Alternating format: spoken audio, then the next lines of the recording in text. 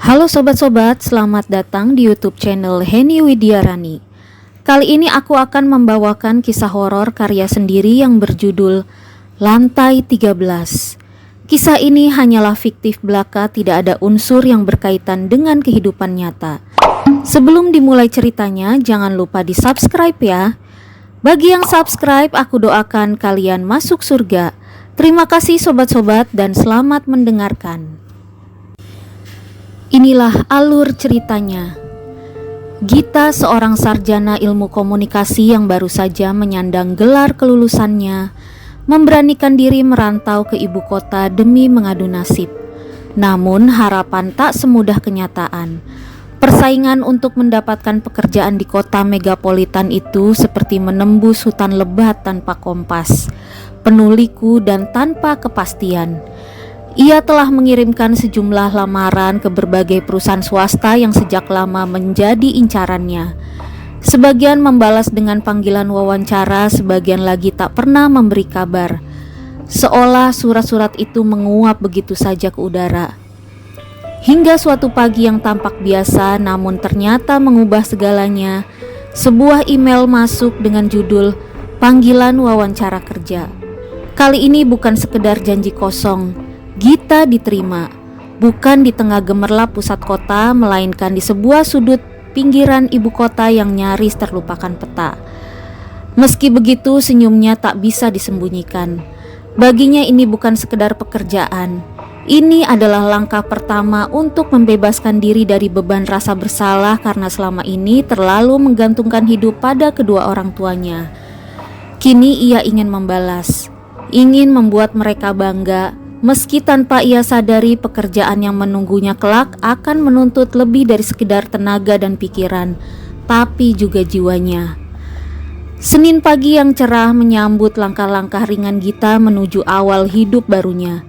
Ia melangkah penuh semangat, mengenakan setelan kerja pertamanya yang masih berbau sabun cuci, menuju gedung pencakar langit tempat ia kini bekerja. Sebuah perusahaan periklanan yang bergerak di bidang pemasaran digital. Namun di balik senyumnya yang terpulas rapi ada kegugupan yang tak bisa ia sembunyikan. Benaknya dipenuhi pertanyaan yang membayangi seperti kabut tipis. Mampukah aku memenuhi ekspektasi mereka? Dapatkah aku menyatu dengan dunia baru? Kantornya berada di lantai 18 dari gedung perkantoran berlantai 21 yang menjulang seperti menantang langit. Setiap lantai dihuni 2 hingga 3 perusahaan yang saling asing satu sama lain, dipisahkan oleh sekat dinding dan kesibukan masing-masing. Akses antar lantai hanya bisa dilakukan melalui 2 lift yang dijaga ketat. Untuk menggunakannya, setiap orang harus menunjukkan identitas sebagai karyawan atau bagi yang baru seperti Gita, menukar KTP-nya di meja resepsionis demi mendapatkan kartu akses sementara. Sistem di gedung itu terasa begitu rapi, bahkan terlalu teratur. Setiap karyawan hanya diizinkan bekerja hingga pukul 10 malam. Tepat pada jam itu, alarm peringatan akan berbunyi serempak di seluruh lantai. Datar, dingin dan seperti tak punya emosi, mengisyaratkan bahwa waktu kerja telah usai. Setiap orang wajib meninggalkan ruangan sebelum pukul 11 malam, karena lampu dan aliran listrik akan dipadamkan secara otomatis. Tak ada yang boleh tertinggal setelah jam itu, begitulah peraturannya. Dan anehnya, tak seorang pun pernah mencoba melanggarnya. Ada satu hal yang langsung menarik perhatian Gita ketika pertama kali menaiki lift gedung itu. Di antara deretan tombol logam yang rapi dan mengilap, tak satu pun bertuliskan angka 13. Tombol itu tidak ada. Bahkan jika dihitung dari lantai dasar, lift seolah melompati lantai tersebut. Langsung dari 12 ke 14, baik saat naik maupun turun. Gita sempat merasa aneh, tapi buru-buru menepis rasa penasaran itu. Ia lebih memilih fokus pada hari pertamanya pada pekerjaannya yang baru. Lantai 18 adalah tempat tujuannya. Seluruh lantai disewa oleh perusahaan tempatnya bekerja, membuat ruangannya terasa lapang, mewah dan cukup sibuk. Sesampainya di resepsionis, Gita disambut dengan sopan dan setelah resepsionis menelpon bagian pemasaran digital, seorang pria muda datang menghampirinya. Namanya Indra. Ia terlihat ramah, wajahnya menyiratkan kesopanan yang tulus. Gita diajak menuju divisi pemasaran digital lalu dibawa ke ruangan manajer untuk perkenalan singkat. Tak lama kemudian ia kembali keluar ditemani sang manajer dan diperkenalkan ke seluruh anggota tim. Sambutan mereka hangat, termasuk Indra dan seorang wanita lain yang penampilannya mencolok. Wajah cerah dengan senyum yang terlalu lebar untuk disebut wajar. Namanya Dena. Ia telah bekerja di sana lebih dari 5 tahun dan segera menawarkan diri untuk menjadi mentor Gita. Bahkan sebelum atasan sempat menunjuk siapapun. Sekilas tawarannya tampak tulus, namun Gita menangkap sesuatu yang ganjil pada reaksi Indra saat Dena mencoba membimbingnya. Raut wajahnya menegang, matanya menyipit tajam seolah menahan sesuatu yang tak ingin diucapkan. Saat jam makan siang tiba, Indra menghampirinya. "Makan bareng yuk Git." Gita mengangguk tanpa ragu, setidaknya ia ingin mengenal lingkungan barunya lebih baik. Mereka berjalan menuju warung makan sederhana di seberang gedung. Setelah memesan, suasana menjadi agak tegang ketika Indra mulai membuka percakapan. "Untung Dena gak ikut makan siang. Dia lagi sibuk sepertinya," ujar Indra pelan tapi nadanya tajam. Gita mengangkat alis. "Memangnya kenapa?" Indra menatapnya dalam. "Ini penting buat kamu tahu, biar kamu bisa jaga-jaga dari sekarang." "Maksud kamu?" tanya Gita sedikit heran. Indra menunduk sejenak lalu menghela napas. "Maaf ya Git, aku gak bermaksud nakut-nakutin kamu di hari pertama kerja. Tapi Dena, dia bukan orang yang kamu kira. Selama aku di sini, dia selalu memanfaatkan karyawan baru buat nyelesain kerjaan-kerjaannya. Aku korban sebelumnya. Hampir setahun aku dimanfaatin terus. Dan sebelum aku ada juga, tapi dia gak kuat, dia resign setelah 3 bulan. Gita terdiam sejenak mencoba mencerna informasi itu. "Kamu yakin sama semua yang kamu bilang ini?" "Aku gak punya alasan buat bohong. Aku cuma gak mau kamu ngalamin yang sama. Aku tahu rasanya," jawab Indra pelan. Gita mengangguk pelan. "Terima kasih Indra, aku akan berhati-hati." Namun jauh di dalam hati Gita, firasat aneh mulai tumbuh pelan-pelan. Bukan hanya tentang Dena, tapi juga tentang sesuatu yang belum ia mengerti. Tentang lantai 13 yang tak pernah disebut. Dan tatapan kosong lift yang tak pernah berhenti bergerak. Sudah seminggu Gita bekerja di perusahaan periklanan itu. Selama itu pula Dena belum menunjukkan sikap mencurigakan seperti yang pernah diperingatkan Indra. Gita sempat berpikir, mungkin Indra hanya berlebihan atau sekedar menyimpan dendam pribadi. Ia pun merasa sedikit lega dan mencoba menjalin hubungan kerja yang normal dengan siapapun termasuk Dena. Namun rasa tenang itu tidak bertahan lama. Begitu Dena menerima tumpukan pekerjaan dari atasan, topeng keramahan itu perlahan mengelupas. Wajah aslinya pun muncul, persis seperti yang pernah digambarkan Indra. Dingin, memaksa, dan manipulatif. Kini Gita menjadi sasaran berikutnya. Dena mulai melemparkan berbagai tugas berat kepadanya, lengkap dengan tenggat waktu yang tidak masuk akal. 2 hari. Hanya 2 hari untuk menyelesaikan seluruhnya. Gita sempat menolak dengan alasan tugas pribadinya saja belum rampung. Tapi penolakan itu membuat Dena murka. Dengan suara pelan namun tajam seperti bilah pisau, Dena melontarkan ancaman yang membuat darah Gita mengalir dingin. Jika ia tidak menurut, Dena akan menggagalkan proses penilaian Gita sebagai karyawan tetap, mengingat statusnya yang masih dalam masa percobaan selama 6 bulan. Apa boleh buat, dengan terpaksa Gita menundukkan kepala dan menerima semua beban itu. Hari itu juga ia mulai lembur, duduk di balik meja kerja hingga senja menjelma malam. Satu persatu rekan kerja pulang meninggalkan ruang kantor yang perlahan lengang dan dingin. Hanya segelintir karyawan yang masih bertahan mengejar batas waktu mereka masing-masing. Lampu-lampu di sudut ruangan mulai dipadamkan. Suara langkah kaki makin jarang terdengar. Gita tetap di sana menatap layar komputer yang sudah mulai menyilaukan matanya.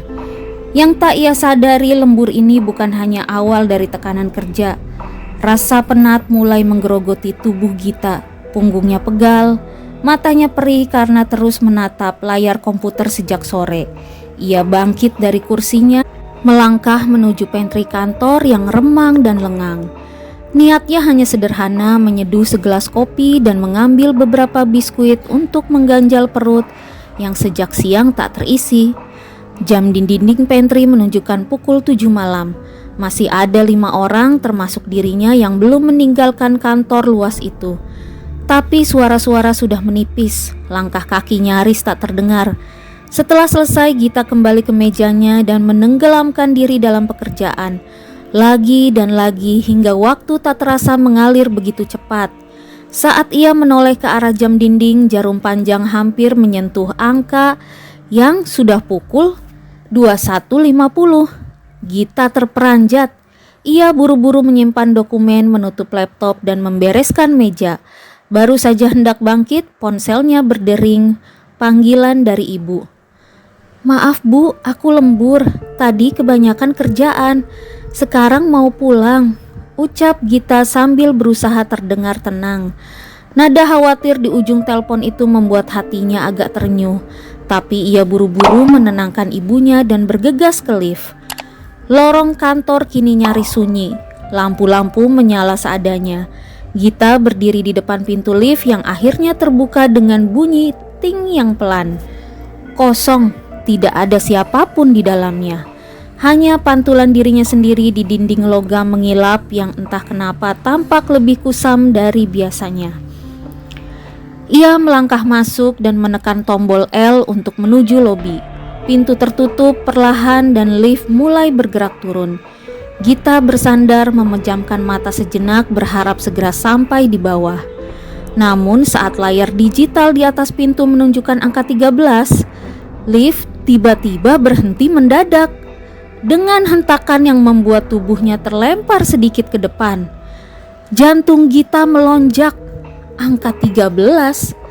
Setahunya gedung ini tidak punya lantai 13. Lift diam membisu tak bergerak sama sekali. Gita buru-buru menekan tombol L lagi, lalu open, lalu semua tombol. Namun nihil, tak ada satupun berfungsi.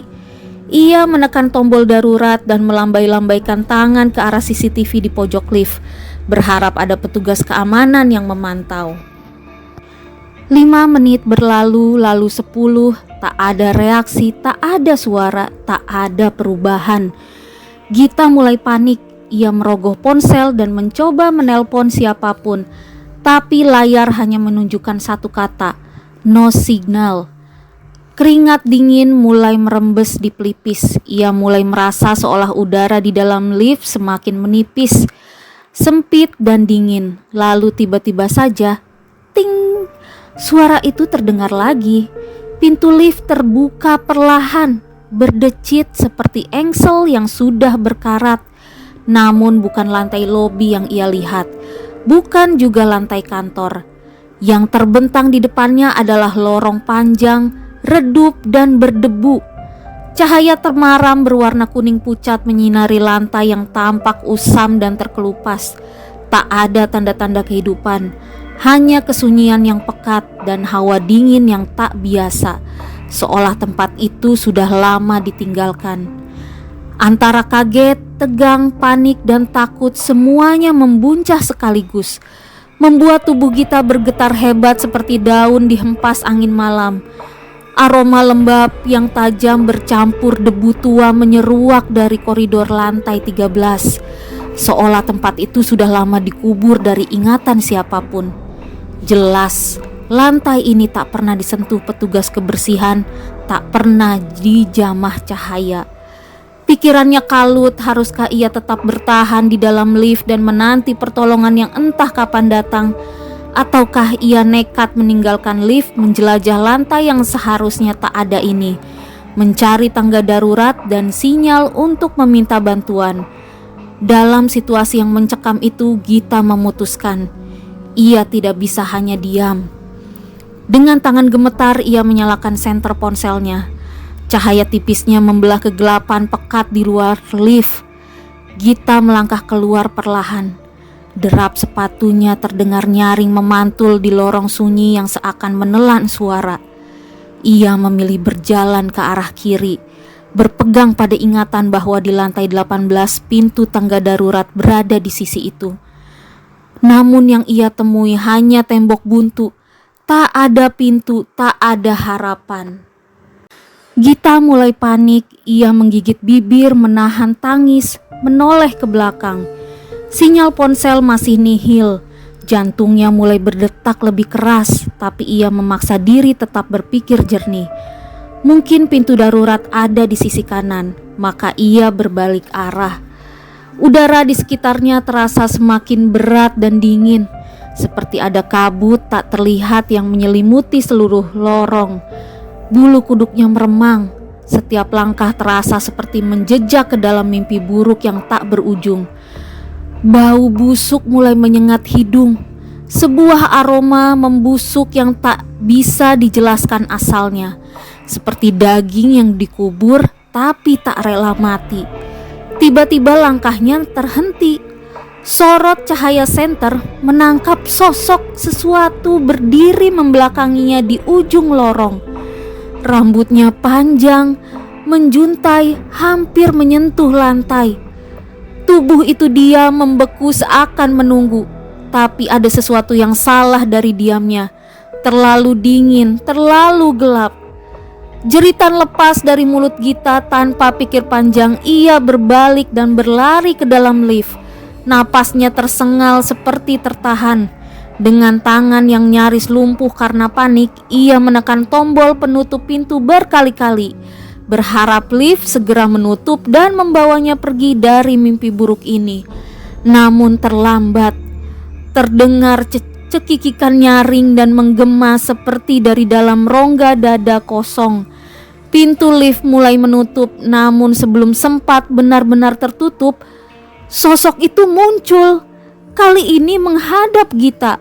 Wajahnya pucat tak berkulit, matanya cekung gelap. Bibirnya terangkat dalam senyum yang tak manusiawi. Tubuhnya setengah terselip, terjepit di sela pintu lift. Dari kepala hingga perut masuk ke dalam. Dan ia tertawa, cekikikannya menusuk telinga seperti logam berkarat diseret di lantai. Gita menjerit sekeras mungkin. Dunia berputar, nafasnya habis. Tubuhnya limbung lalu jatuh tak sadarkan diri dari lantai lift. Gelap menelannya dan suara tawa itu masih terngiang menempel tak mau hilang. Kesadaran Gita perlahan kembali ketika aroma menyengat minyak kayu putih menusuk hidungnya. Ia mengerja pelan, kelopak matanya terasa berat. Sekitarannya tampak samar, namun seiring detak jantungnya yang mulai teratur, ia menyadari dirinya tengah berbaring di sofa ruang lobi tepat di sebelah meja resepsionis. Begitu kilasan peristiwa terakhir kembali membanjiri pikirannya, Gita sontak menjerit histeris. Tubuhnya menggigil hebat. Seorang pria berseragam security buru-buru mendekat dan mencoba menenangkannya. "Tenang, Mbak, Anda aman sekarang." Namun Gita masih sulit bernapas normal. Wajahnya pucat pasi, apa yang baru saja dia alami masih terlalu nyata, terlalu mengerikan untuk disebut mimpi. Ia belum bisa percaya bahwa ia masih hidup. Petugas keamanan itu kemudian menjelaskan bahwa ia menemukan Gita dalam keadaan pingsan di dalam lift yang terbuka sendirinya di lantai lobi.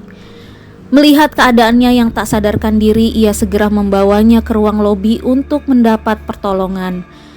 Security itu lalu bertanya dengan raut khawatir namun nyaris datar. "Sebenarnya apa yang terjadi, Mbak? Sampai bisa pingsan di dalam lift?" Gita terdiam sejenak mencoba mengumpulkan keberanian, lalu perlahan ia menceritakan semuanya. Dari saat lift berhenti di lantai 13, lorong yang gelap dan dingin, sampai pertemuannya dengan sosok misterius yang menakutkan. Ia menceritakan semuanya dengan suara gemetar, napas tersendat-sendat. Anehnya, wajah sang security tak menunjukkan ekspresi terkejut sedikit pun. Seolah ia sudah sangat mengenal cerita seperti ini. "Untunglah Mbak Gita masih bisa selamat malam ini. Katanya pelan namun tegas, tidak semua orang seberuntung Anda. Mereka yang mengalami gangguan dari lantai 13, kebanyakan berakhir tragis.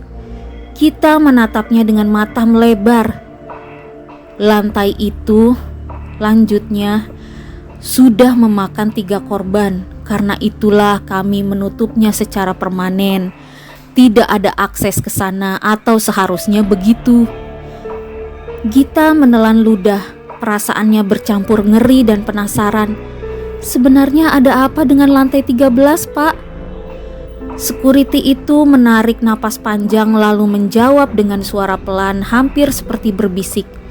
Saya tidak tahu pasti, Mbak, tapi sejak gedung ini diresmikan dan mulai dihuni, lantai itu seperti membawa kutukan. Menurut cerita senior saya yang sejak awal sudah bekerja di sini, ada 3 korban yang tewas di lantai 13. Korban pertama terjepit pintu lift, tubuhnya terbelah 2, separuh di luar, separuh lagi terjebak di dalam. Gita bergidik, tangan secara refleks memegang perutnya. Korban kedua terpeleset di toilet lantai itu. Kepalanya pecah menghantam wastafel, otaknya berserakan di lantai. Gita nyaris muntah. Tapi korban ketiga itu yang paling mengerikan. Terjadi setelah lantai 13 resmi ditutup. Tak ada yang tahu kenapa lift bisa berhenti di sana. Ia ditemukan di dalam lift. Tubuhnya tercabik-cabik seolah diserang binatang buas. Padahal lantai itu sudah tidak dihuni. Tidak ada siapapun. Seharusnya. Tubuh Gita bergetar hebat. Ketakutan menguasai dirinya sepenuhnya. Ia tak sanggup lagi berada di tempat itu walau sedetik lebih lama. Dengan suara nyaris tak terdengar, ia meminta petugas mengantarnya keluar menunggu taksi online menjemputnya. Petugas itu menemaninya hingga mobil datang. Sesampainya di depan rumah, kedua orang tuanya sudah menunggu dengan wajah panik. Rupanya Gita sempat menelpon mereka dalam perjalanan pulang. Hanya mengatakan bahwa ia mengalami kejadian mengerikan. Belum ada penjelasan rinci, namun cukup untuk membuat kedua orang tuanya kalang kabut. Begitu turun dari mobil, Gita langsung berlari dan memeluk kedua orang tuanya erat-erat. Tubuhnya masih gemetar. Mereka membalas pelukan itu membisikkan doa dan ucapan syukur. Gita, satu-satunya anak mereka, akhirnya kembali ke rumah. Tapi sesuatu dalam diri Gita sudah berubah. Malam itu ia tidak tidur, tatapannya kosong. Pikirannya terus berputar mengulang suara tawa itu, tertanam dalam kepala menolak pergi. Keesokan harinya Gita memutuskan untuk tidak masuk kantor. Bahkan sekedar membayangkan kembali ke gedung itu saja sudah membuat dadanya sesak.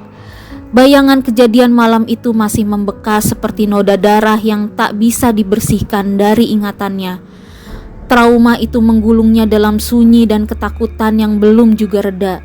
Ia tahu belum waktunya, belum ada kekuatan yang cukup dalam dirinya untuk kembali menghadap rutinitas apalagi bangunan itu.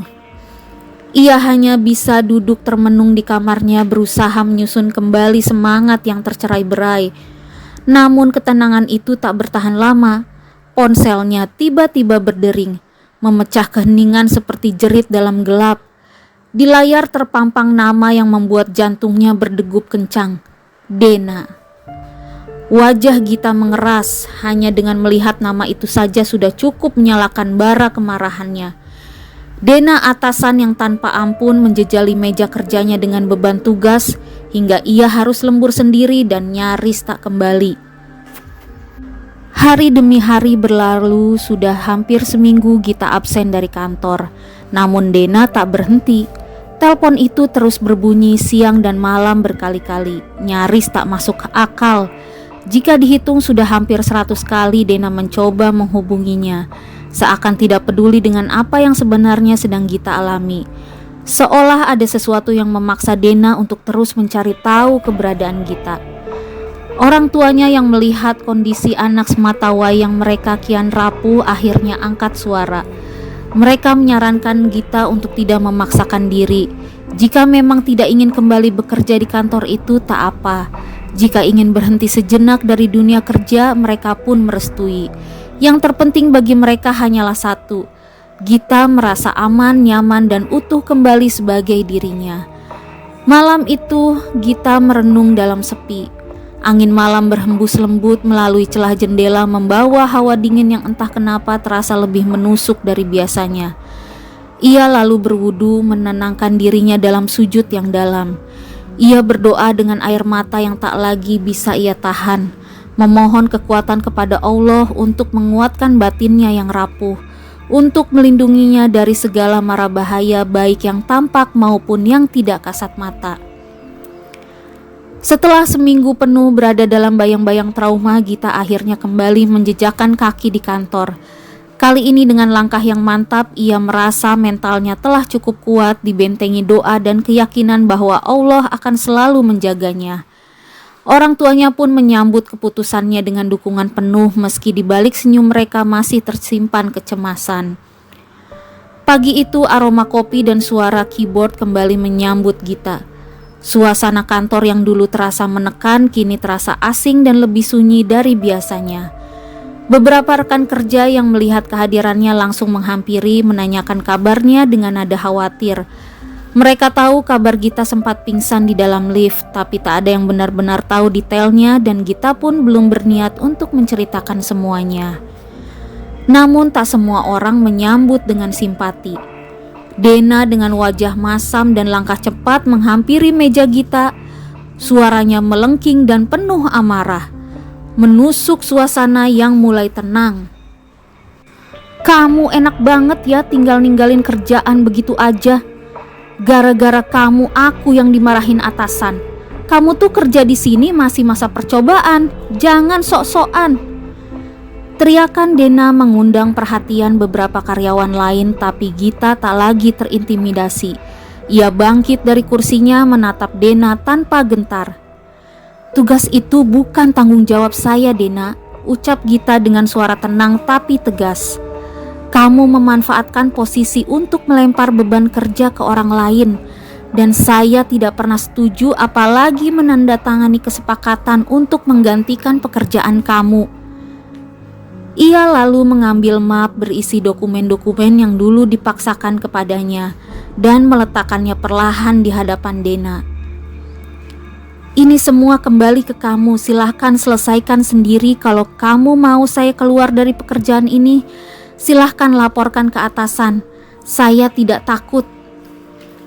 Dena terdiam sejenak, matanya menatap Gita penuh amarah yang nyaris membara, tapi ia tahu di balik wajah tenang itu kini berdiri seseorang yang tak lagi mudah ditekan. Dengan wajah muram dan geram, Dena meraih dokumen-dokumen itu lalu berbalik tanpa sepatah kata, kembali ke mejanya dengan langkah cepat dan berat. Sambil menggerutu kesal, Dena akhirnya terpaksa menyelesaikan sendiri tumpukan pekerjaan yang semula hendak ia lemparkan kepada Gita. Tenggat waktu dari atasan terus menghantui, membuatnya tak punya pilihan lain selain lembur di kantor malam itu. Ketika senja merayap dan satu persatu rekan-rekan dari tim pemasaran digital mulai berkemas, meninggalkan ruangan dengan ucapan singkat dan langkah terburu, Dena masih terpaku di depan layar.